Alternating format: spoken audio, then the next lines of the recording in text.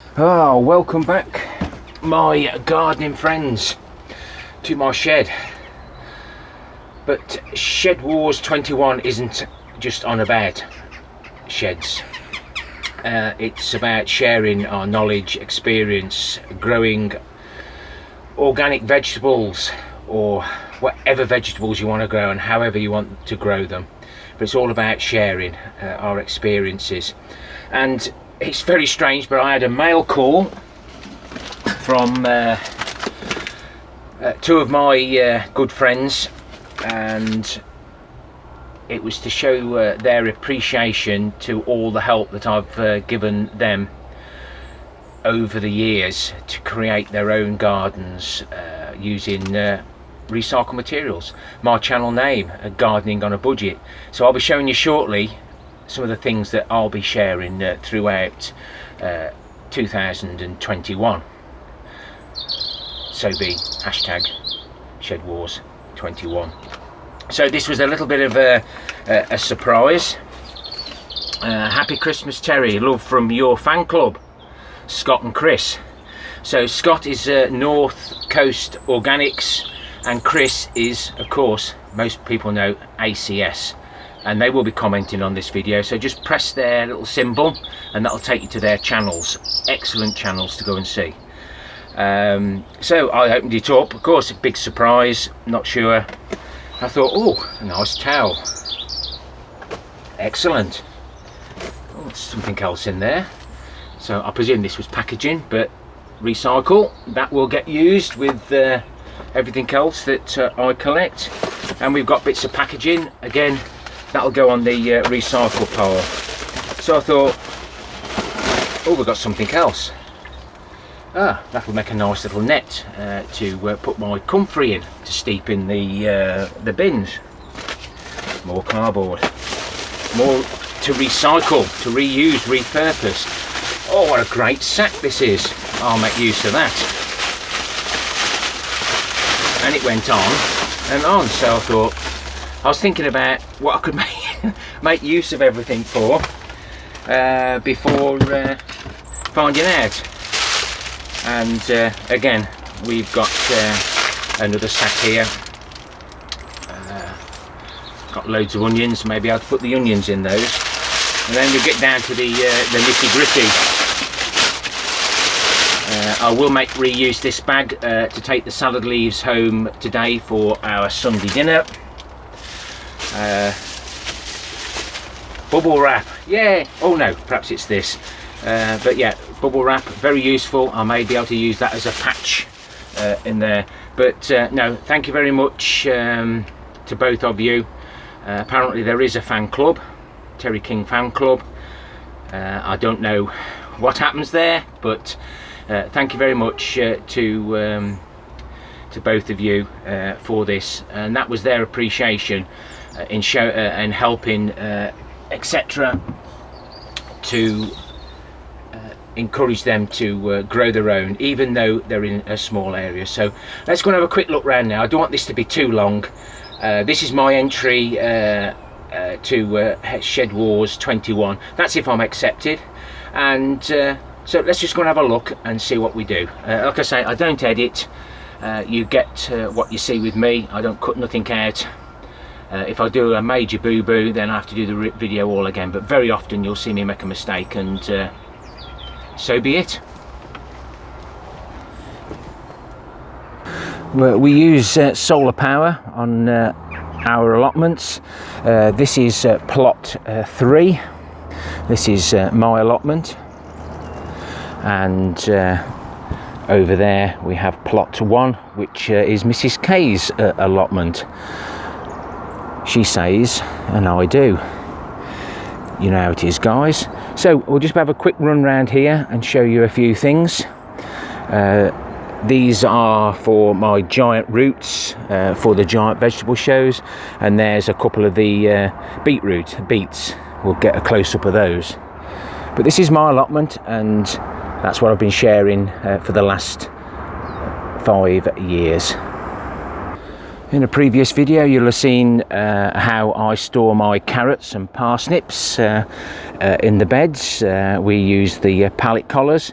These carrots are still growing really well at the moment, so I won't be cutting those down just yet.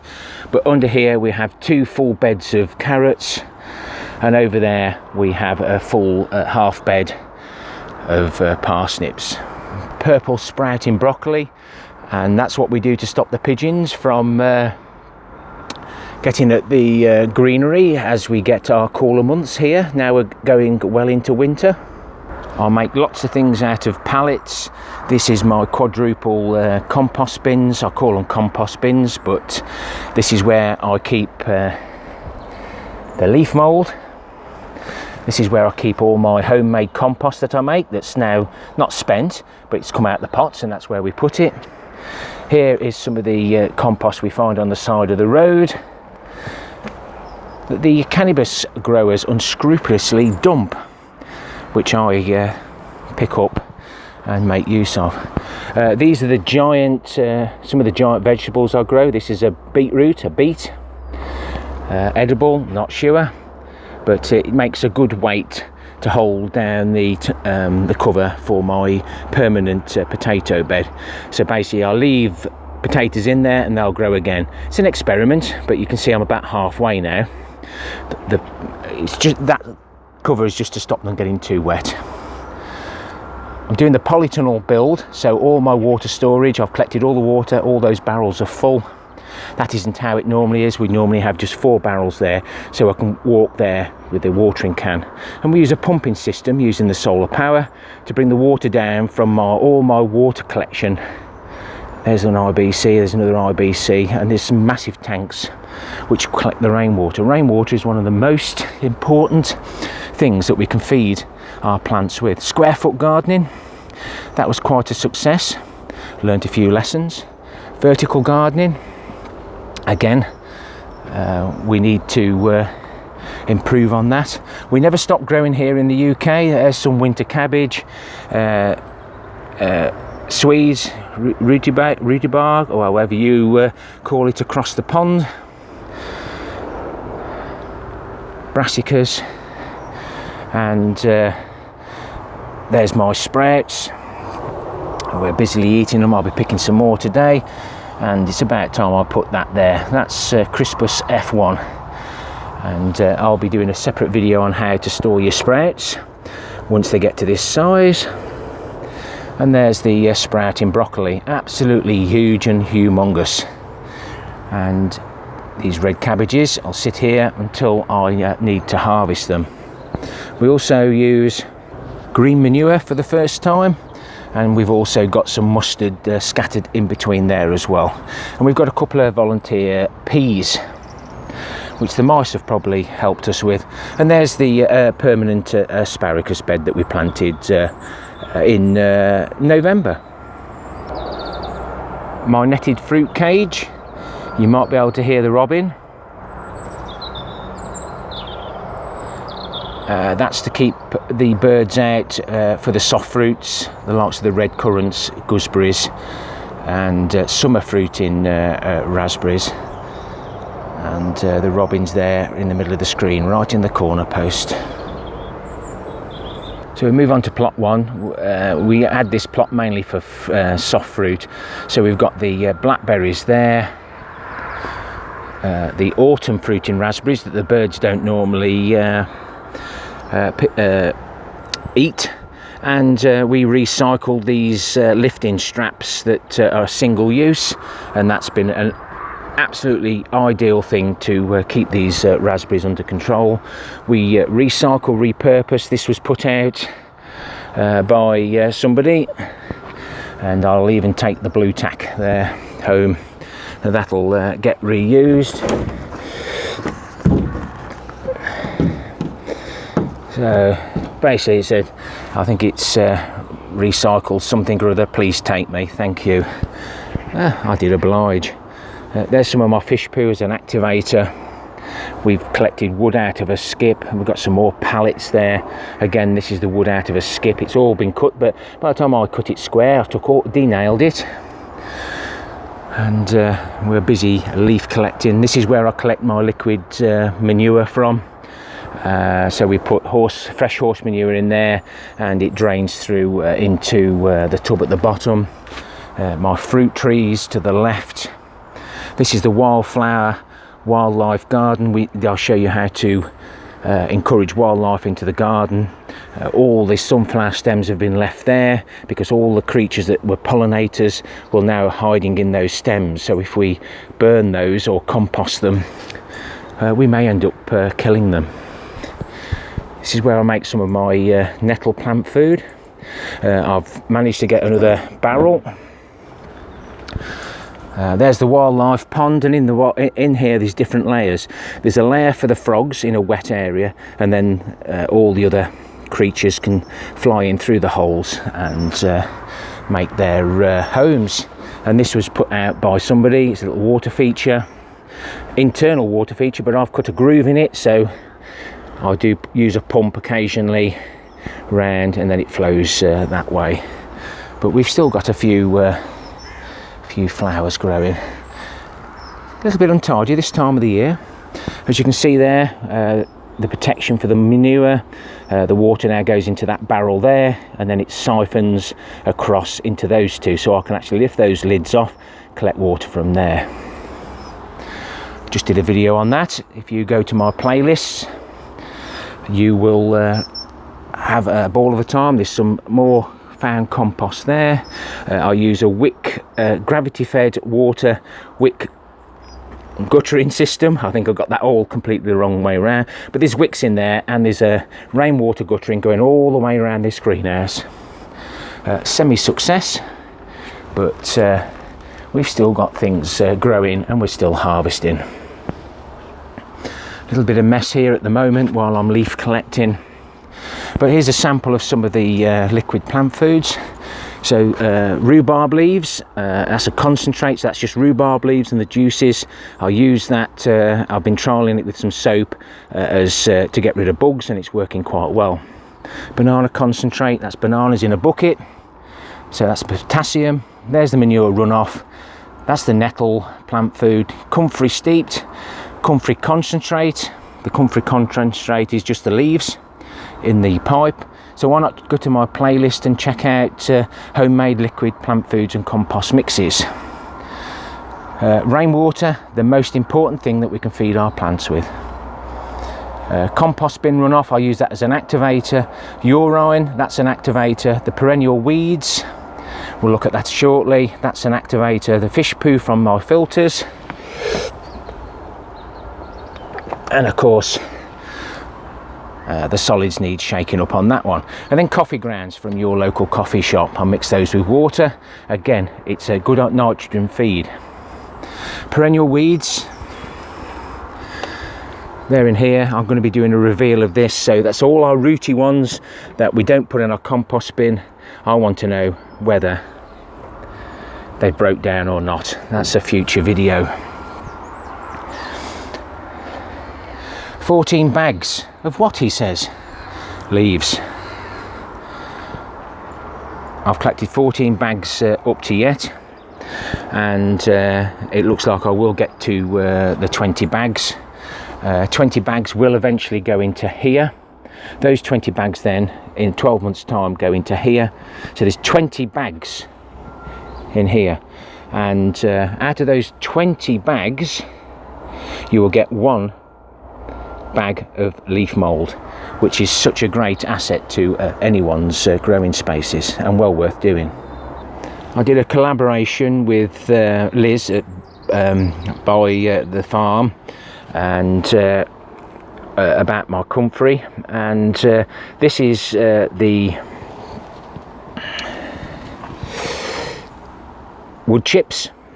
So I use 50% wood chips, 50% leaf mould for a seed mix. That's also well worth doing. So that's the leaf mould, and they're the wood chips, and they use the activators to break down the wood chip paths, keeps the weeds down. Still got a few more things to do. This is my homemade trommel. It's been taken apart at the moment. There's the that just slips on there, and that's run by solar power as well, and that'll be coming up in December, January, where I'm sifting through my reject leaf mould that didn't actually quite make it. There's my comfrey pipe. Didn't use it this year, but that wake sits on top of the comfrey, and without moving you too quickly, for the comfrey pipe we just use the leaves, so we break them off there, but for the concentrate we'd cut them off the bottom half at a time, so that the pollinators can still enjoy the flowers. There's a little wildlife area there from old logs. Oh dear me, Mr. Rabbit. There you go. Having a lie down. And if you look at my logging and storage playlist, you'll see how I make these mushrooms.